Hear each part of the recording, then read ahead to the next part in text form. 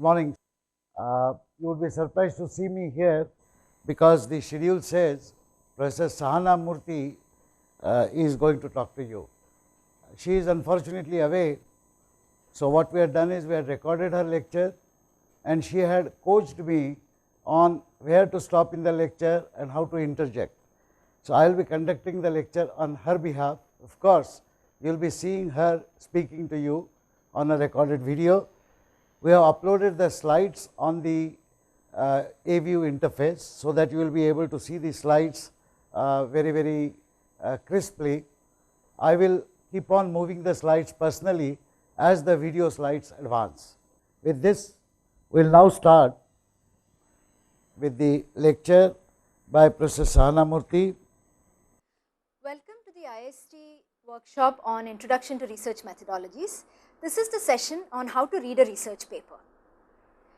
By now you might have undergone several sessions in which you may have heard of the scientific process, the various parts of the research process, the scientific method, the skills required while doing research, and maybe some of the knowledge, additional knowledge that you need to develop while embarking on a research project and so on.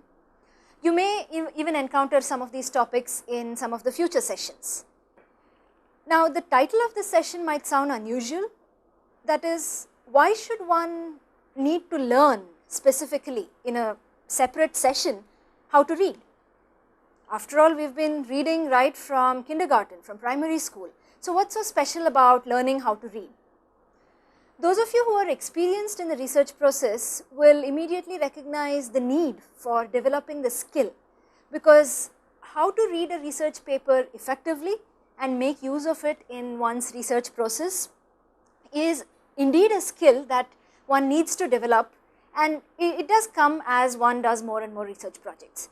But there are certain tips and certain guidelines which are useful to follow, and that is what we will be discussing today. First, let us be clear on what type of papers we are discussing. Of course, we are discussing research papers, but what I mean here is that these are not chapters of a textbook from a course. For example, if there is a fundamental course on Introduction to Computer Programming, and let us say there is a standard textbook for it, a chapter in that textbook would not be in the scope of what we are discussing today. Some of these research papers do appear in books, but those are special kinds of books, and we will come to that in a moment. Neither are these opinion pieces of individuals. For example, individual X might have an idea about a certain field, and that person might write an opinion piece and maybe even post it on his or her website. We are not talking of such articles. What we are talking about here are engineering and science research papers that have been written in a scientific manner, and we will try very hard to restrict ourselves to published engineering research papers. And what we mean by published here is those articles that have been published in peer reviewed journals, in the so called established journals which are known in a community of researchers, or peer reviewed conferences. Sometimes what happens is some certain research papers in a specific topic are collected and edited in the form of a book.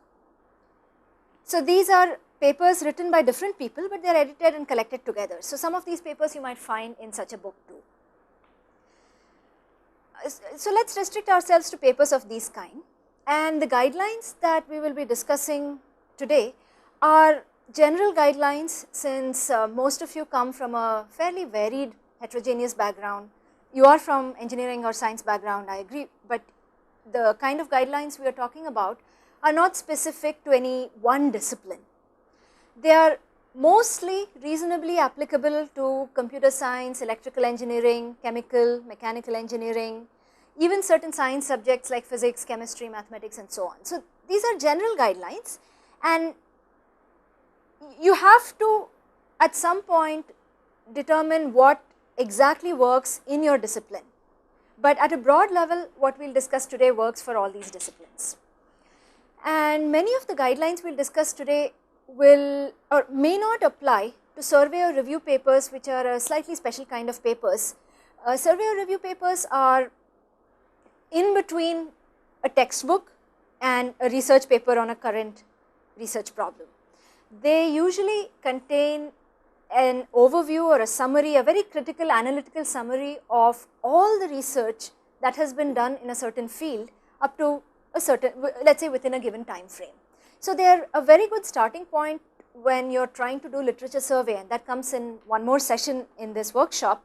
But when we are talking about how to read a research paper, let us leave that aside for a moment. There are a few assumptions that we will work with. That the main thing is that before you begin reading a technical research paper on a current research problem, or maybe even something that is a few years old, the assumption is that you are somewhat familiar with the broad area and the broad idea that is being discussed. What I mean is, you may have read some related paper, or you may have taken a course in the field and so on. And it is okay if one is not familiar, because when one begins a research project, one is never necessarily familiar with the exact field. In that case, what one can do is become familiar, and the ways to do it is to either read a textbook on fundamental concepts, or take a course as I mentioned earlier, or go through certain tutorials on the topic, or read a survey or review paper, which is in fact would be an easier starting point to dive into a new field. There is one more assumption here I am making, that there was a paper uploaded on Moodle that you were supposed to read as a pre-homework to this session. It is called Design and Deployment of Clickers in Distance Education. I am assuming that you have read it, because a lot of examples that we will be doing today are based on that paper. And it would be good if you have a printout of the paper in front of you, maybe one for every 2 or 3 participants. And if you do not, perhaps the coordinators can help at this point. Okay, so let us actually look at the process of, or the approach of how to read a research paper. And we have called it the 3+ stage approach here. Now, there is a lot of references, and lot of people have given good advice on how to read a research paper. So, what we will talk about today is really it has been borrowed from some things that people have already said, and you can, I will tell you sometime later towards the end of this talk on where to find some of these good references. And most of them talk about the approach to reading a research paper in a process which looks like what you see on the slide here. The 0th stage, so this is really before you actually begin the first stage, is what I call get a feel for the paper, and each of these boxes we are going to expand in the next few minutes. Feel is something very quick, it is literally a feel. You may just pick up a paper like this and you may flip through it. Then the first important stage is to get the big picture. Then one gets the details from the paper, one evaluates the details, and to get a good idea of the paper, one has to at least go through stage 3. And if you are a research student or a researcher who is using the paper for your current work, you often have to go to stage 3+, where you have to synthesize the details. Okay, so let us get a look at what we mean by get a feel for the paper and how to do it. By the way, each stage will require one reading of the paper. So, when you read a research paper, it is a you will have to read it multiple times. In fact, that is one of the questions we explore later. So, how do you get a feel? First thing is read the simplest thing, the largest thing on the paper, and the largest font is usually the title. So, read the title. Ponder upon it if you would like for a few seconds. And then, as I mentioned earlier, pick up the paper and see how long it is, and papers vary in length a lot. Typical, and the variation is really huge. It can be as small as 4 papers, and sometimes you see reflection papers as small as 2 pages, and sometimes they might go to 30 or 40 pages. So, you need to get an idea of how large the paper is, and typically the length of the paper also is it depends on the type or where it has been published. For example, conference papers for technical research conferences are usually between 4 and 8 pages. Journal articles are longer, and these can be small, like 5 or 6 pages, it can actually even be 4, but it can go up to 15 or 20 pages typically. Review or survey papers are usually much longer. Second, the next thing you need to know when you are just getting a feel for the paper is where is this paper published, the bibliographic details as we call it. And one needs to know how to find this information and where to find this information. Typically what happens is it is available if you have downloaded the paper from the journal website, or if you have photocopied it from a specific journal, you should look at the header or the footer of the page and you will find that information. If you have downloaded it from a website, from let us say somebody's personal page, see if they give bibliographic details, and what we mean by these details are the year, the title, the journal, where it has been published and so on. Look at the figures, just glance at them, see what you think, and read the headings. So when we say get a feel for the paper, this is all you do, and this can take as little as 1 minute sometimes. We will come to how long should I spend on a research paper, we will come to this question a little later, but this is really getting a quick feel. In fact, you will be able to get a feel of this, of a paper, much quicker than it took me to go through this slide.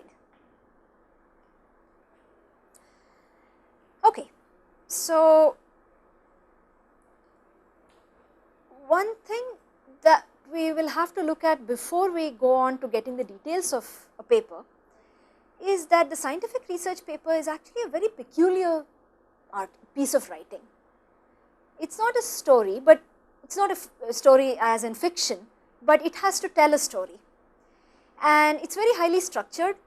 In fact, the moment you get a little experience, you will be able to predict what are the headings in the paper. Most papers follow a specific structure. Every item in the paper is there for a reason. There is nothing, even the figures are not there to make the paper look pretty or make it look good aesthetically, but there is a scientific reason why each item is there. And that leads to the next point, that each part of the paper is connected to the other part, and this is true at the sentence level, this is true from section to section, from paragraph to paragraph and so on. So when we are reading, we have to be able to follow the links. Then there is always a very high correlation between the figure and the text. For example, there is a place in the text which refers to the figure, and the figure will refer to the text, some other piece of text back again. So one needs to be able to easily be able to locate the information one is looking for, either in a figure or in the corresponding text. So a research paper does all this, but the author is severely constrained by space, because often there is a page limit on the paper. And because it is so peculiar, by the way, if you are familiar with research papers, this is not anything new, but if you are not familiar, you would require some time to become familiar. It takes a few papers before you become familiar with the peculiar structure of a research paper. So the next slide is something which is going to be old information for those of you who are experienced, but if you have not read too many research papers, then we will just go through a typical structure of a scientific research paper. And if you look at the slide in front of you, you see that the first two words, the title and the abstract, seem to be in a group. Then there is a long list of words in one more group, and right at the bottom there is a references. And the reason the slide is shown in such a manner is that the title and the abstract is always shown right at the beginning with and it's very easy for you to locate it. The abstract usually has the word abstract in front of it.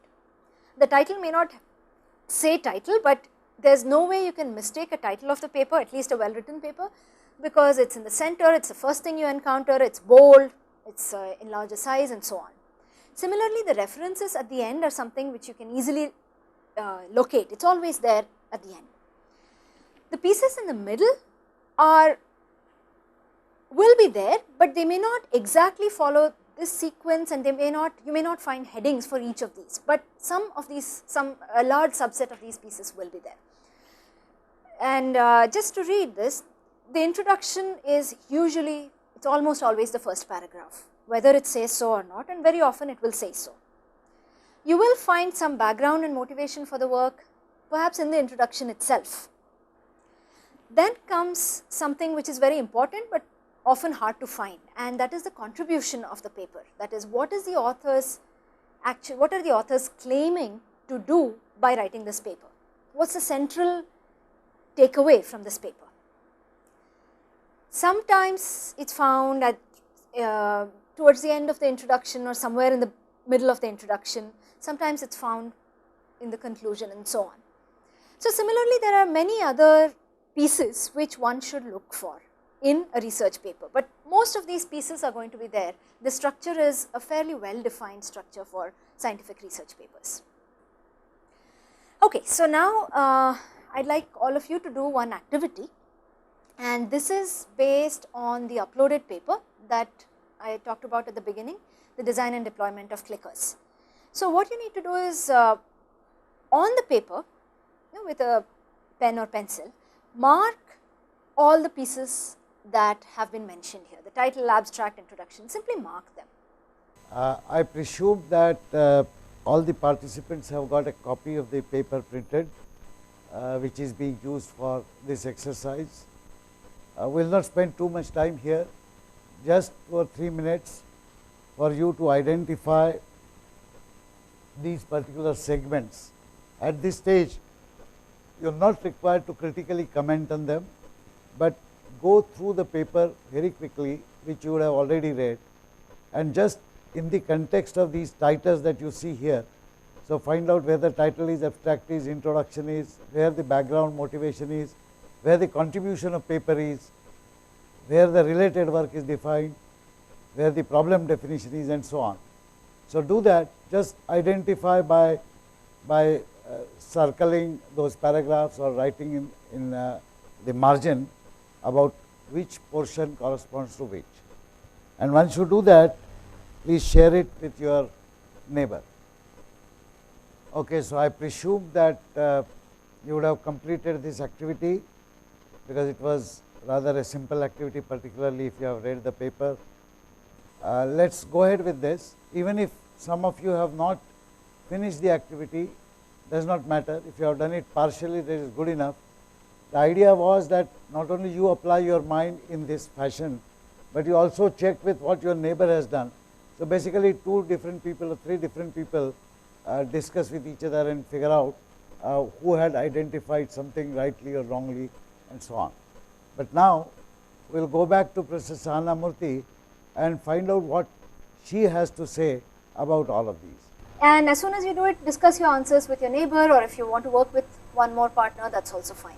So, this should not take more than 1 or 2 minutes. It is okay if you do not find all of them, but I just like you to mark some of these pieces.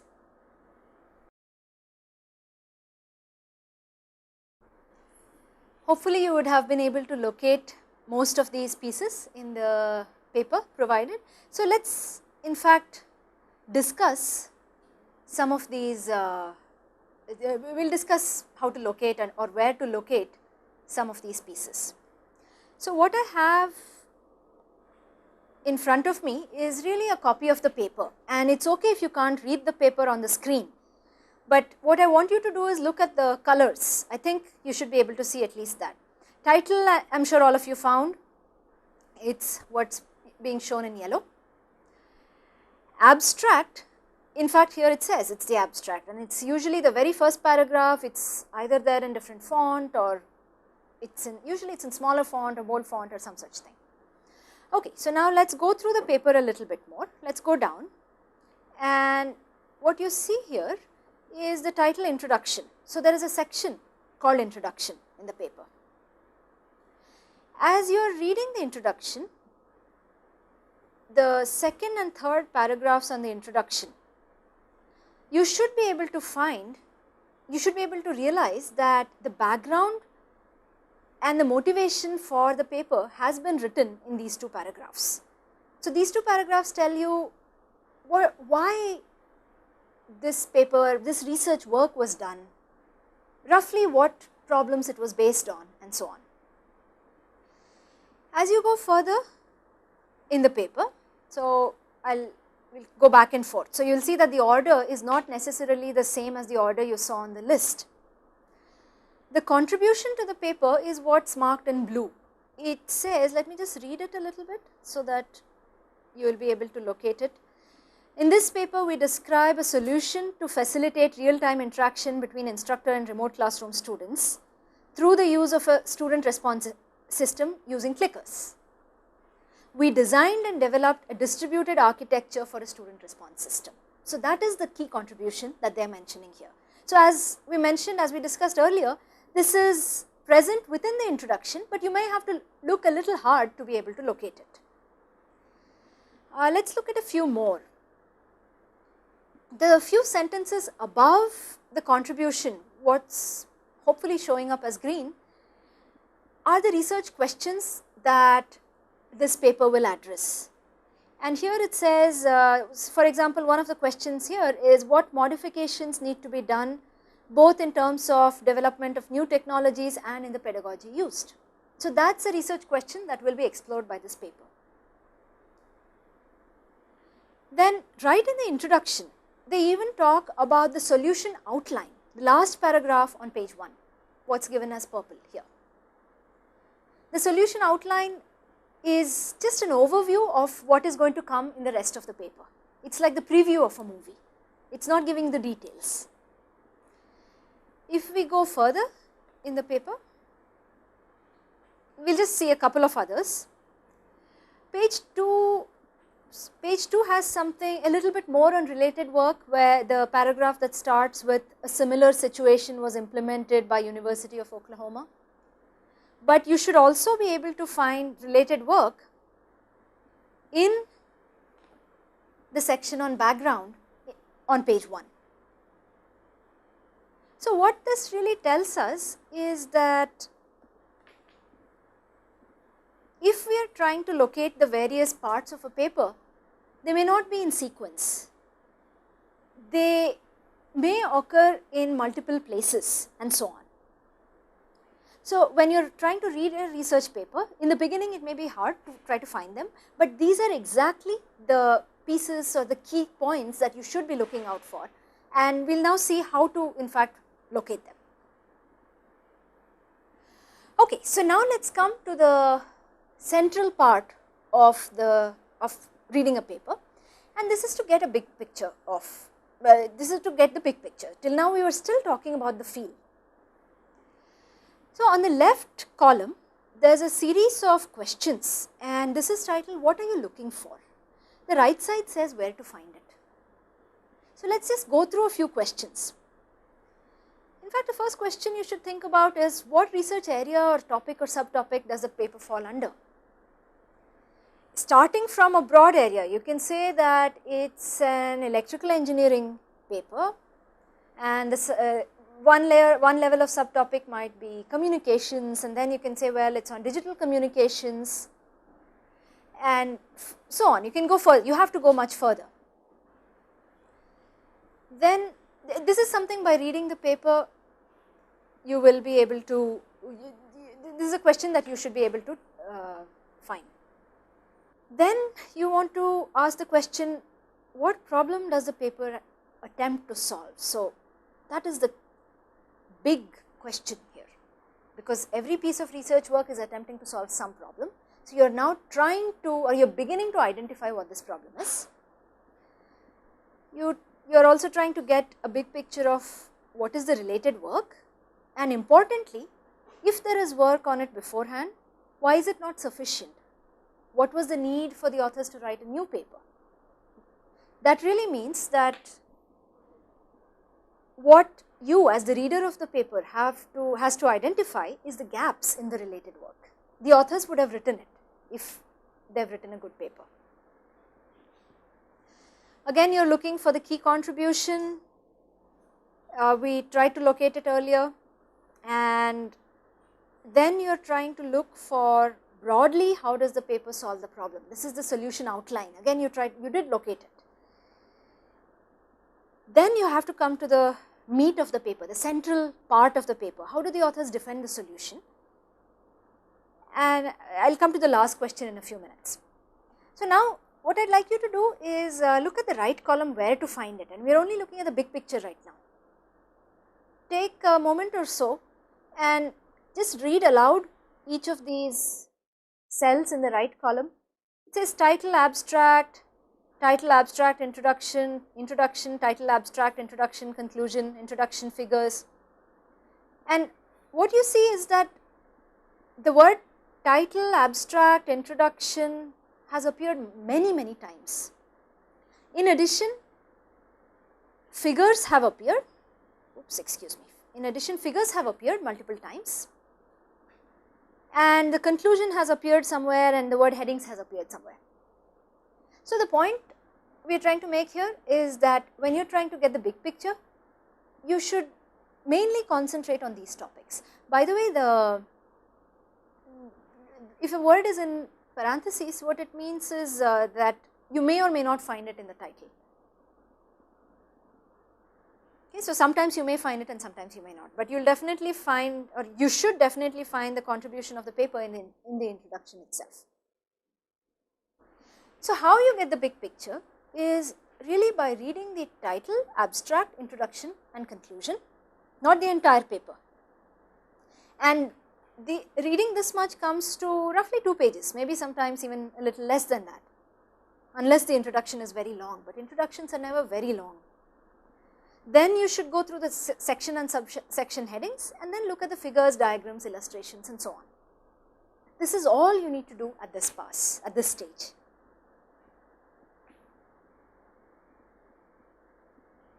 Then once you have read these, or simultaneous with, along with reading these, what you have to do is write the answer to the following questions, exactly the same questions that we mentioned in the second column here. Okay, what research area, what subtopic, etc. Now, where do you write these answers? That is another question. That is a skill. Again, these are small tips that might help you. A good idea is to keep making notes when you are reading the paper, and some people make notes in the margins of a paper. Some underline, some use a highlighter on the paper itself, on the hard copy. Some people keep a separate notebook or file. It really does not matter which one you do, but I know that a lot of people do annotate in the margins or use a highlighter, because you want to have the paper as well as your notes and your perceptions and your ideas together. So making notes on the paper itself while you are reading is in fact a very useful idea that our teachers told us and their teachers have told us and so on. Okay, so let us come to the next activity, and this is a slightly longer activity. This activity will work well if you have read the paper, and if you have not read the paper, I would suggest that you pair up with somebody who has already read the paper before. And what I would like you to do is, on the printout, I am assuming you have a printout, you make notes to answer the following questions, somewhere on the margins, on the side, and if you want you can take an extra sheet of paper also. It is exactly the same set of 7 or 8 questions that we have been talking about so far. What problem is the paper trying to solve? What is the related work? Why is it not sufficient? And so on. One point we have not discussed too much is how do the authors defend the solution, and what I mean here is the authors have, after giving the background, they would have talked about what problem they are trying to solve, they would have written about what problem they are trying to solve, and then they would have given some outline of their solution approach. That still at that point it is an outline or an idea, it is an approach. They have to now convince the reader, they have to convince you as to why that approach is reasonable, why it works, why it is sound and so on, why it is logical.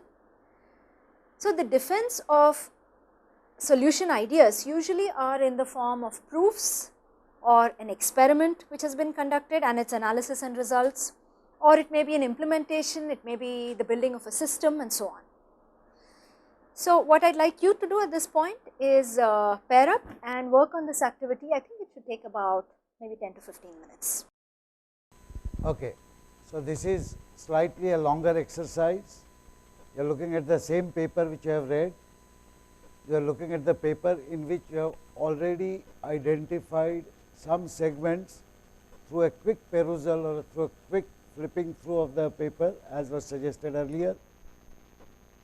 In fact, Professor Sahanamurthy also discussed after that previous activity as to which in her opinion were the portions that were identified.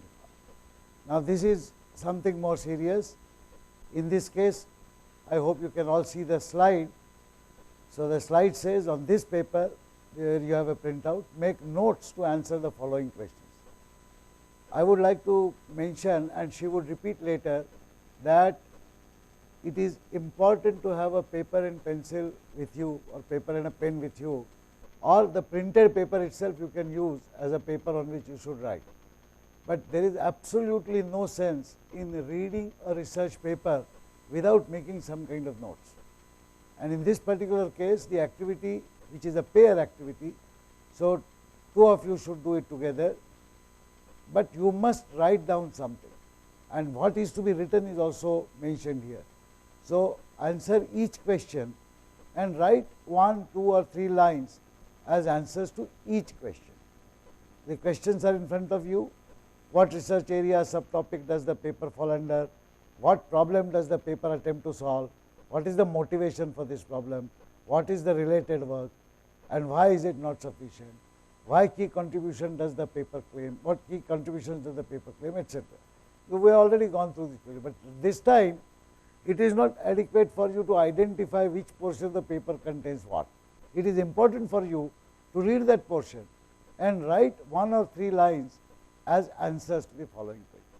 Now, writing these lines is not very easy, and that is why she has suggested that we should provide at least 10 minutes for you. Since you are pairing onto this activity, you can quickly discuss with each other. We will now not break the session. I will just sit here idly doing this activity myself. I would expect you to do this activity, and we will revert back in next 10 minutes. Okay, I think we have spent sufficient time, slightly more than 10 minutes. So, based on the activity that you have done, and this is an important activity, you would have understood that now whatever paper reading that you have done yesterday and whatever reading that you have done in the last 10 minutes would have helped you to identify these important aspects of the paper. We will go back to Professor Sahanamurthy to listen to her as to what are her comments on the whole affair. Hopefully, most of you would have worked on the activity where you were trying to answer the questions posed on this slide based on the paper that was provided. What we will do now is discuss some of these questions. So, we will try to, what you can do is compare your answers while we do the discussion. For example, what research area or subtopic does this paper fall under? And this paper actually is an engineering education research paper. The authors who were doing the research did develop a system, but the goal or the reason they developed it is to improve engineering education. There was not anything that was much new in terms of the technical details of the system itself. They did have to do some work, but it was not a distributed architecture research, or it was not networking research and so on. The research part there was to build the system to improve some goal within education. What problem does this paper attempt to solve? And if you have read the paper, if you have tried to answer this question, you would have realized that the authors are trying to, the researchers are trying to implement clickers in a distance education scenario. So, you can state the problem as how to embrace the implementation and benefits of clickers for distance education. They did not invent clickers, that should have been clear from the paper. They have used the known benefits of clickers, or they've used the idea of the known benefits of clickers and then done the necessary modifications and implemented it in distance education. What is the motivation for this problem? This is stated very clearly in the introduction of the paper, that distance education lacks interactivity, and in face-to-face classes there are many studies which say that interactivity improves due to clickers.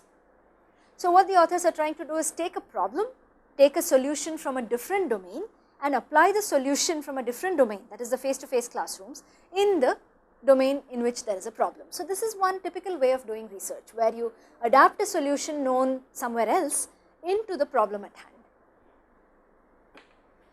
What is related work and why is it not sufficient? So again, the paper says that there is a lot of work on the benefits of clickers, but all of them are for face-to-face classrooms. There is very little work on the use of clickers in distance education. So what they have done is identified the gap.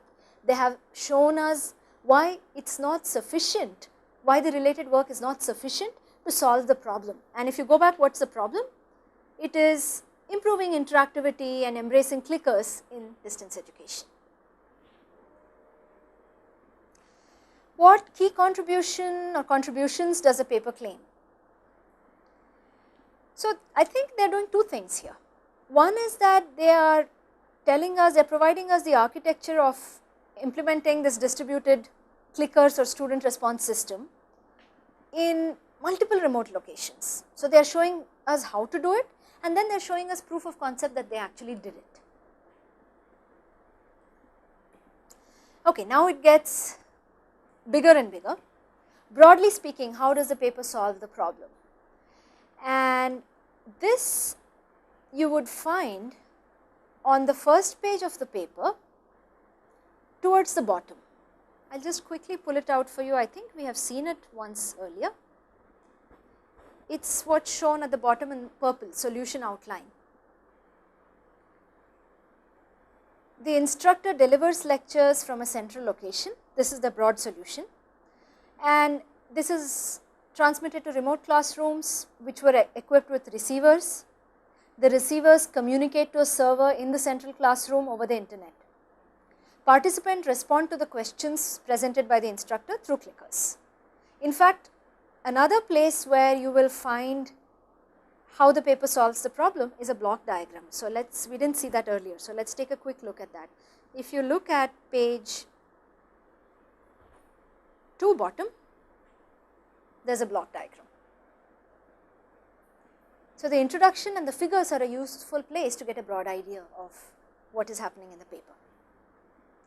Let's look at one more question that we have to analyze, the last one. How do the authors defend the solution? And here in this paper, towards the end of the paper, you will see that data of clicker responses were collected.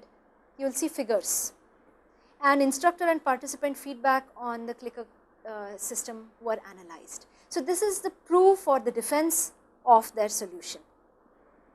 Let's try to find those. As you see, I am skipping the entire central part which talks about the details of the actual implementation. Okay, this is on page 5 at the top. There is a graph, then there is a table right there. There is some text which tells you what the findings were and how they defended the solution. Similarly, I believe on page 6 there are more graphs. So when you are trying to look at defense of the solution, try to look for experiments, try to look for descriptions of the results, the graphs and so on.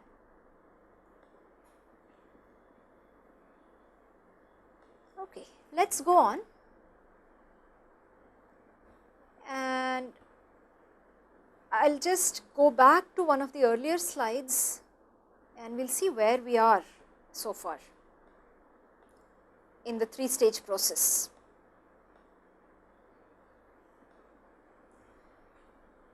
We looked at how to get a feel and how to get the big picture. And now let us see how to get the details.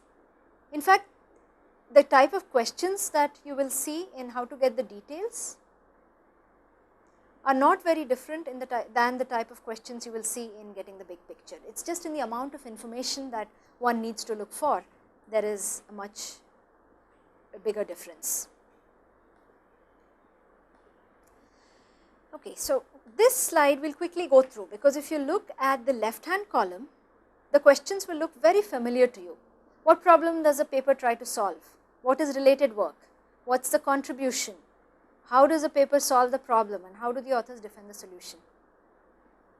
These questions should be very familiar to you by now, because you answered the same questions just to get the big picture. But the difference is in the column on where to find this information. At this stage of reading the paper, you will have to look at sections beyond the introduction. For example, on related work, you have to try to find the literature survey or the related work section. Most of the times you will find an entire section either labeled literature work or literature survey or related work. You may sometimes find it as part of the introduction also. How does the paper solve the problem? This is the central part of the paper that we have skipped so far. This section will either can have one of several names: solution, experiment, system, implementation. It doesn't, it's not very, or different papers call it by different names based on the context, but most of the times it comes in the middle part of the paper, after the introduction and before the conclusion. How do the authors defend the solution? You will get all the details again in the middle part, where the paper talks about the experiment, the methodology, the results, and so on. So while the questions we are asking so far are very similar to the previous stage, we are now looking for more details by reading more of the paper. But we have to answer more questions. These are not the only questions that we need to answer. So let us look at a few other questions now at this stage. What is the precise research question addressed? So far we were looking at the broad problem or the motivation. Now we are looking at a question that says research question, and the difference in this paper is the following. The broad problem could be that the researchers want to improve interactivity in a distance education scenario, and the precise research question is how to implement clickers in a distributed system, how to firstly build this distributed system to implement clickers, and how to implement them so that the clickers retain their effectiveness. A precise research question is needed because that is how the solution can be developed more effectively. Some of the other questions that you, the reader, has to try to answer are, you will have to try to find out why the authors believe the solution works. For example, why do the authors think that this solution is better than other solutions? So the reader has to try to get into the researcher's mind and try to answer these questions, not exactly the researcher's mind, but into the researcher's writing. Then comes a very important question as to what are the assumptions the researchers are making? What are the boundaries in which they are working, the boundaries or the scope? What are the limitations? So for example, in this paper, what we can do is we will have to go back and read where the authors state their assumptions. Then comes the details of the actual solution, and as I mentioned earlier, this is in the form of an argument or a proof or an implementation or an experiment, depending on the type of paper that you are reading. What type of evidence is provided? We have gone through it a little bit, but now you have to look at the figures in more great detail. You have to critically evaluate the results and so on. For example, what you need to look at in the figures is the following. I am looking at this part. Okay. Look carefully at the figures, especially the graphs. See if the axes are labeled.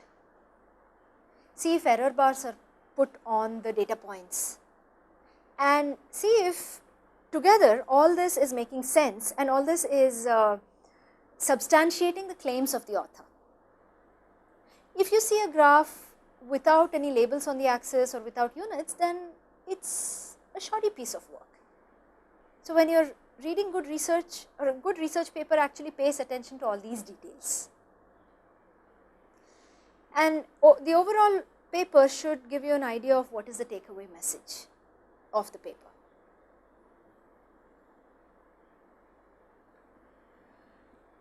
We will not do an activity right now on this because that is going to take a lot of time, but this is going to be a homework activity for you, and later we will try to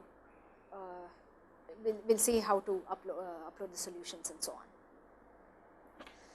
Okay, so now we come to the final stage of paper reading, and this is where you will have to take a much more active role. So far you were the reader and you were just trying to locate the answers to some questions. The researchers and the authors were the ones who had done most of the work, but now you have to think more, you have to do more work and so on. The goal of the stage is really the question at the bottom. You have to try to decide what is the paper trying to convince you of, and you also have to decide, does it succeed in convincing you of that question. To be able to do so, there is a long list of questions that you can go through, and if you have submitted a paper to a conference or a journal, you may have seen reports that the referee has given you, and the referee reports usually contains answers to these questions. Is the research problem significant? Is it important enough? Is it worth writing a paper? That is something you have to think about. Is the problem or the solution novel or new? Now, how would you know that? And here again, your experience and your ability as a researcher comes into play, because you will know if a problem or solution is novel if you are up to date with the current research in that given field. If this is the first paper you are reading in a field, you may not be able to judge if a problem is novel or not. So, your experience and your knowledge and your skills play an important role in trying to evaluate a paper. These skills do develop, they definitely improve as you read more and more papers critically, and let us say you try to read every new paper and answer these questions, your skills will definitely go up. Similarly, let us take a few others.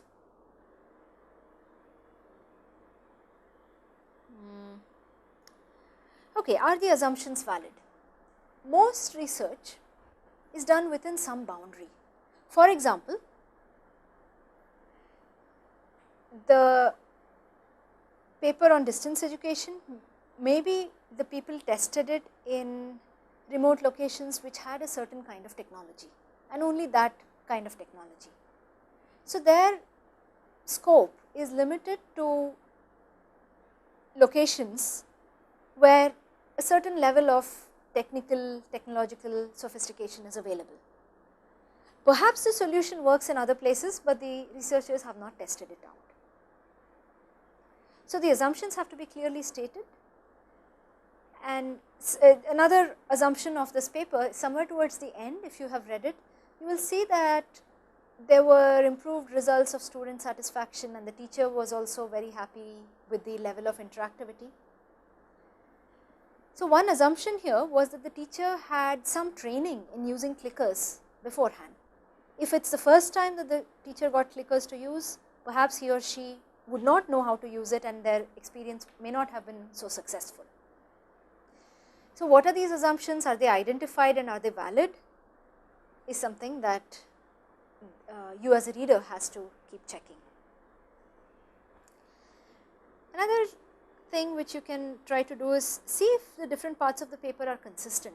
So, the solution, is it actually solving the problem that has been posed, and the results, is it really giving results to the solution approach that has been implemented.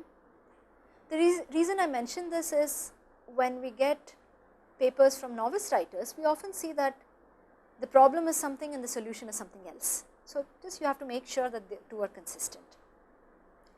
and then other things like does the paper flow logically and so on.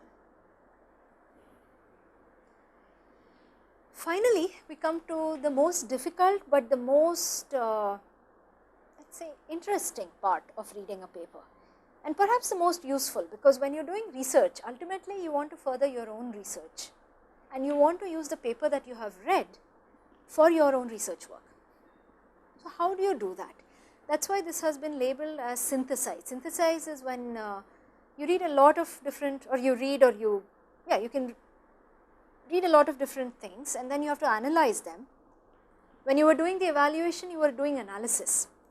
Here you are doing something more. You are putting the pieces together after analyzing them and trying to create something new. So, this is a much higher order skill that will develop. So, questions you can ask are, let us say the authors have solved a certain research problem. You can ask, are there any other ways to solve the problem? Because if you can think of a different way to solve the problem, that means that gives you an idea for a research problem. In the current example, the researchers were trying to solve the problem of interactivity in distance education. They used clickers, but can you use something else? For example, would a two-way audio video chat be a better or an alternate solution that addresses the same problem? Or is there some completely new software or hardware technology that you can develop to solve this problem of interactivity in distance education? So, asking the question, is there any other way to solve the problem, is a good starting point to coming up with your own research problem. Another way to come up with your own research problem is the second point here. Let us say the authors have made a claim and they have done one experiment to justify their claim. You have to ask, is there a different experiment I can perform, or is there a different proof I can give? It is not that you are coming up with a new, completely new solution, but just a new way of defending the solution. That itself can give some research ideas. You can ask,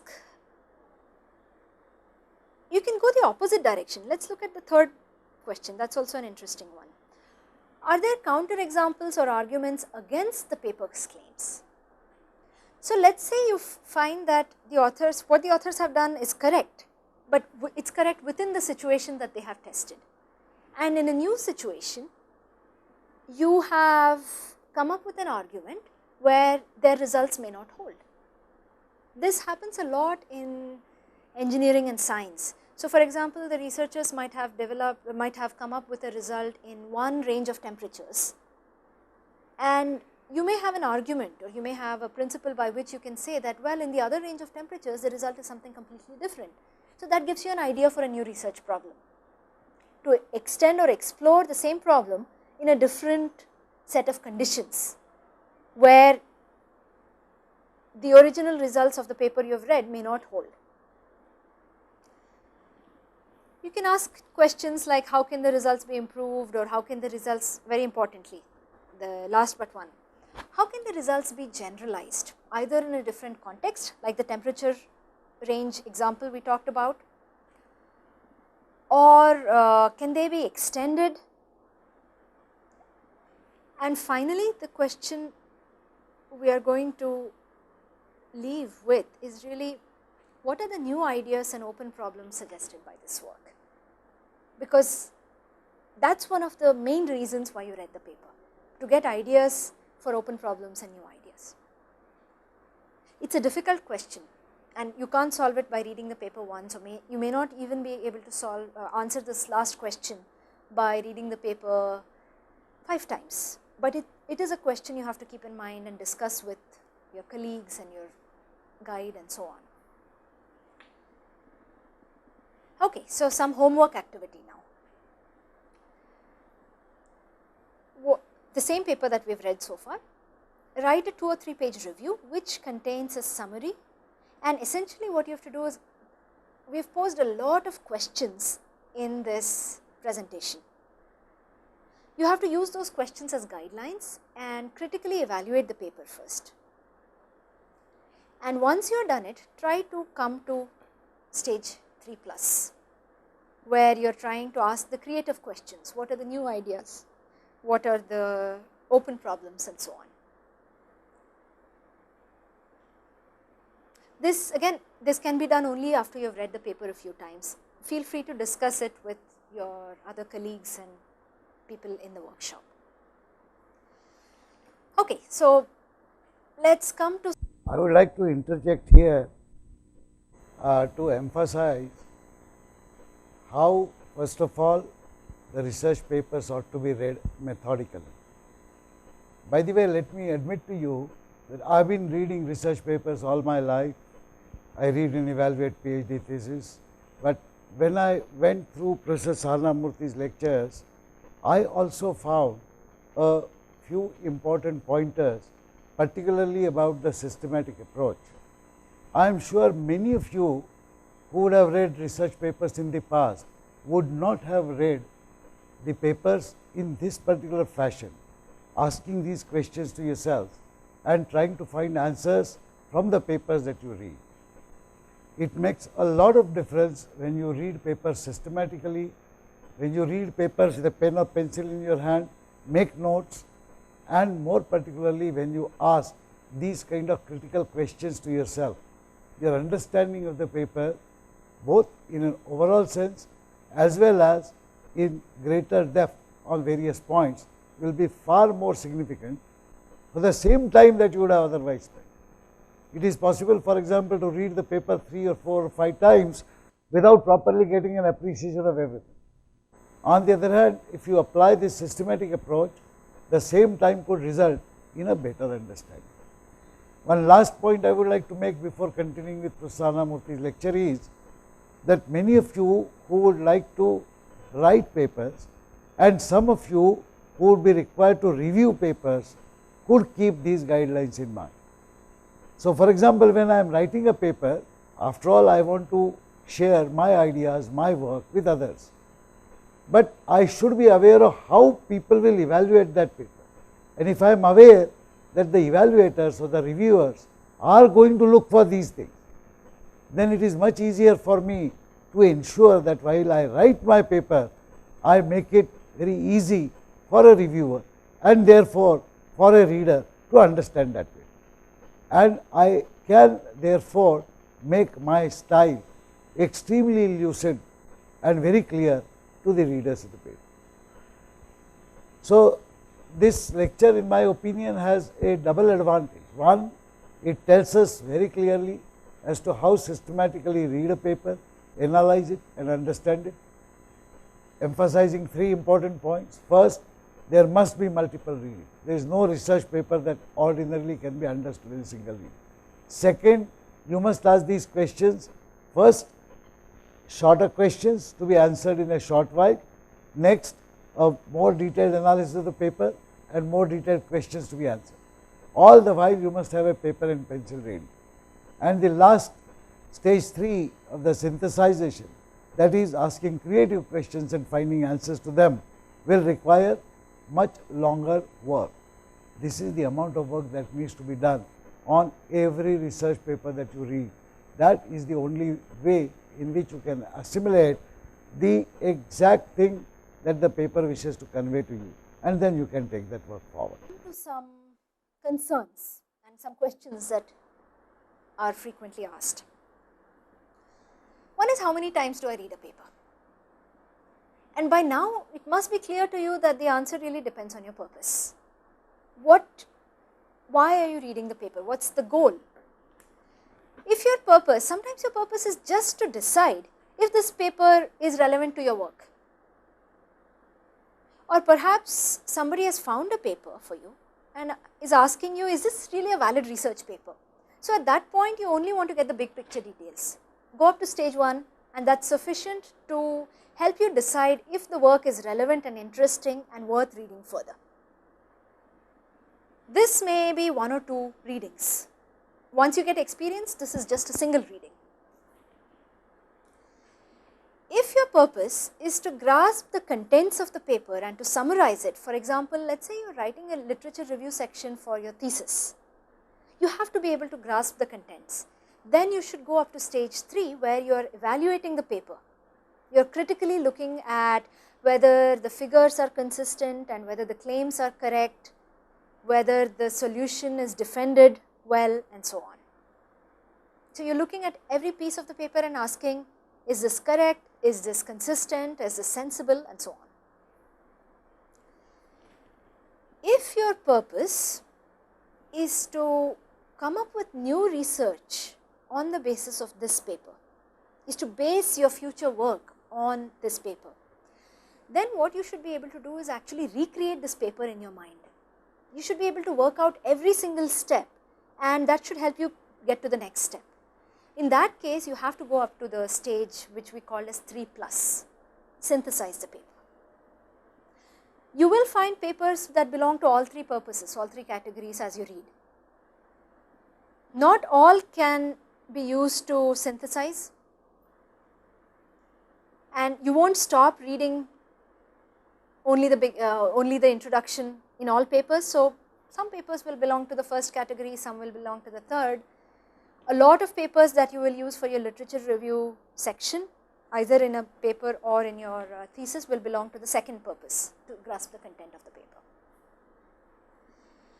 Next question, how much time should I spend reading the paper? By the way, there is a big disclaimer here. These are very approximate times. It may be more or less, but these are typical times. And it varies depending on whether you are experienced or whether you are a novice in this practice of paper reading. To get a feel, as I said earlier, experienced people just take maybe 30 seconds to a minute. As a beginner, you might need 5 minutes, because all you are doing there is reading the title, seeing how long it is, trying to see what category it belongs to, and so on. To get the big picture, I think a beginner would require about an hour. And an experienced person, a beginner may even require 30 minutes, maybe 30 minutes to an hour. Experienced person might be able to do it in 5 minutes. Then, to get the details and to critically evaluate, here you need a lot of details, and you need to be able to think critically and analytically. I would say that a beginner requires about 2 hours here. And by now, the paper, you may have read the paper 2 to 3 times. Finally, to creatively synthesize, how long does it take? It could be a solid 6 hours, or it could be a whole week if you are thinking about it continuously. One can never say at this point. If it is a very important paper and interesting to you, then once you are experienced, you may be able to get this done in an hour or 2. What should I do if I still do not understand the paper? Because sometimes you may have read it a few times, 3, 4, 5 times, and you still do not understand. So, what do you do then? So, first, before going to what to do, let us look at what are the possible reasons. Maybe the topic of the paper is entirely new, the subject matter is new, or maybe the paper contains jargon, unfamiliar terminology. It may contain a lot of acronyms you are not familiar with, that may be one reason. Or you may be familiar with the broad area, but you do not understand the technical details of the experiment. This happens quite a few times, because you may know the principles and the theory, but the kind of experiment that the researchers have done, or the new system that the researchers have built, you may not know what is how it works. So, because of that, you may not understand. Sometimes you are just tired because you have read the paper many times, or the paper is very intense or heavy, as colloquially some people say. Or maybe it is not anything to do with you, and the paper is so poorly written that it is very hard to understand it even for an experienced researcher. So, there could be many other such reasons. So, what to do really depends on which of these reasons is applicable. Some of the things you can do is, the first thing I have said is do nothing. So, if the paper is not important for you and you think it is a struggle to read it, do not bother. If it is not important, you have to somehow make that judgment. For example, if it is in an area that you will not be working in at all. If the reason is that you are mentally tired, let the paper aside, sleep for the night, and pick it up again the next day. One thing that helps a lot is to discuss a paper with a colleague, maybe a fellow student who is working in the same area, let us say you are a PhD student, or a fellow colleague who is in that research area. So, discussion, or your guide for example, if you are in an MTech or PhD program. Discussing with colleagues is a very good way of trying to make sense of some parts of the paper that you do not understand. One more thing you could do, which you can do on your own, is read something else, let us say a fundamental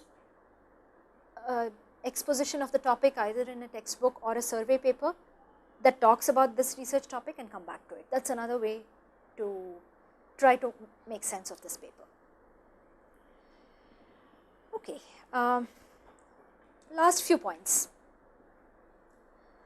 Most papers have a long list of references. So, what do you do about them? Should you ignore it completely, or should you read through every piece of it? And again, the answer lies somewhere in between.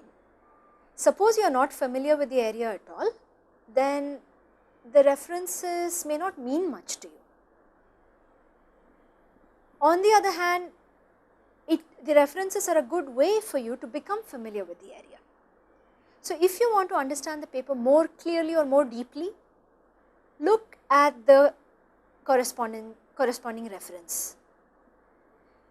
If you want to build upon the current paper, let us say you want to get a broader idea of the current paper, or if you want to get a broader knowledge of the research area, the references are a great place to look at. So, what you would do is not look at every single paper in the reference, but let us say the part of the paper that talks about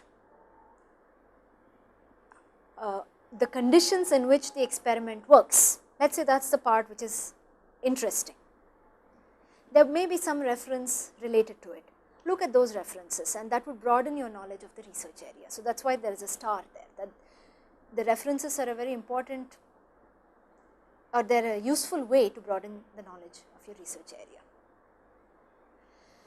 Okay, thank you. So, what we will do next, this is just a list of references that you can read in order to learn how to read a research paper. So, most of this presentation has been adapted from some of these references, and there will be one more session on what to do after you have read one research paper. So, typically one reason for reading a research paper is to write the literature review section.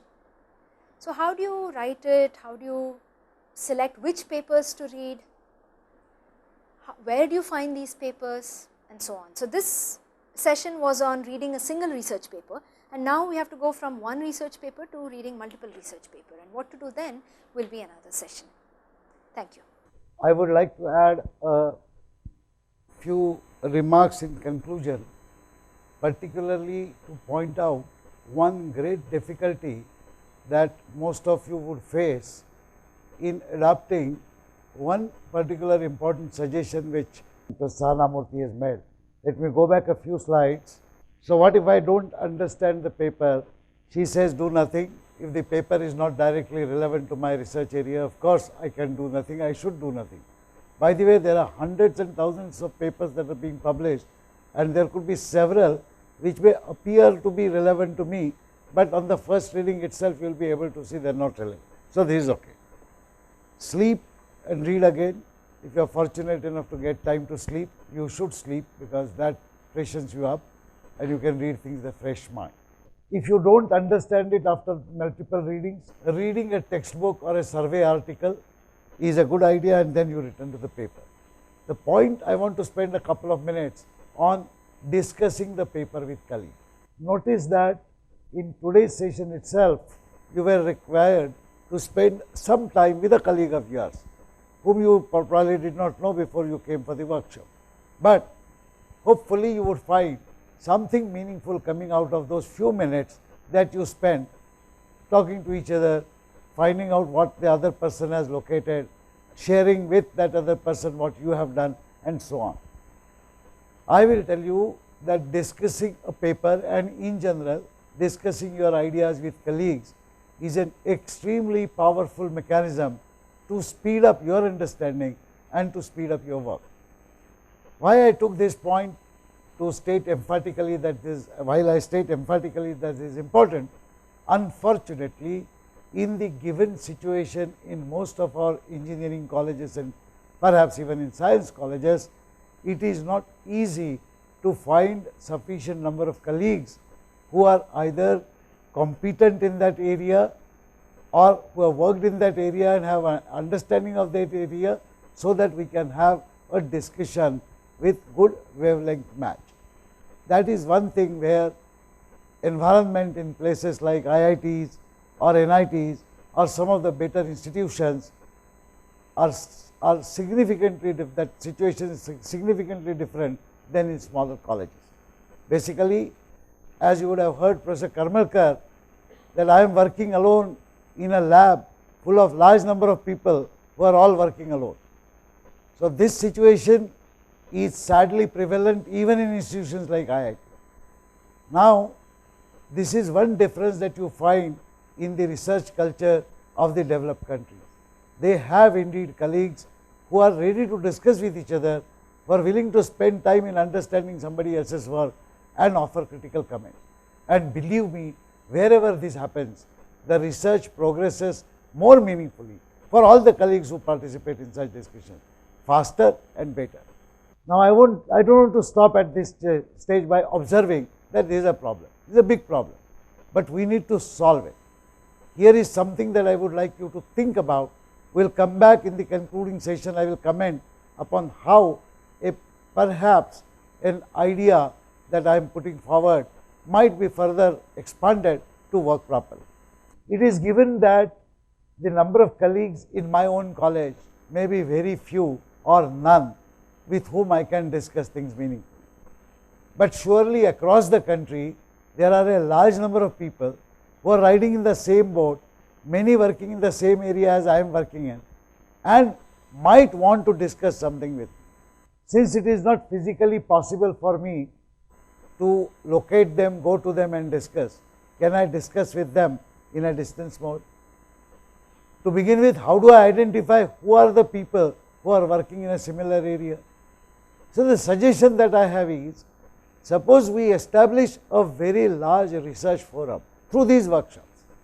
Remember, there are more than 8,200 college teachers are actually attending this workshop out of the 9,000 who were enrolled. That is a fairly large number. Most of you would be engaged in some kind of the research. Now, suppose we as IIT Hub decide to facilitate the following activity. A, we will put up a sort of form on the Moodle where towards the end you would all put in some specific topic in which either you are already engaged in research at the level of PhD or even at the level of ME or MTech, and you will write the title of the research topic that you are working on and the broad field in which you work.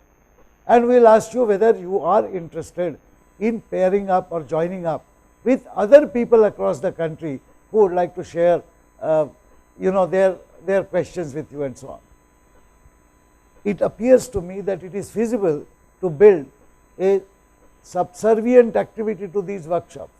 So, we would, in the website that we will set up soon, we could keep discussion forums which could be created by such groups of people and where the discussions could happen. I will tell you, I took 2 or 3 extra minutes to state this point very specifically and to make this suggestion, because I will tell you that in India the biggest problem is lack of a forum of like-minded people working on similar problems who can discuss with each other the issues that they come to their mind.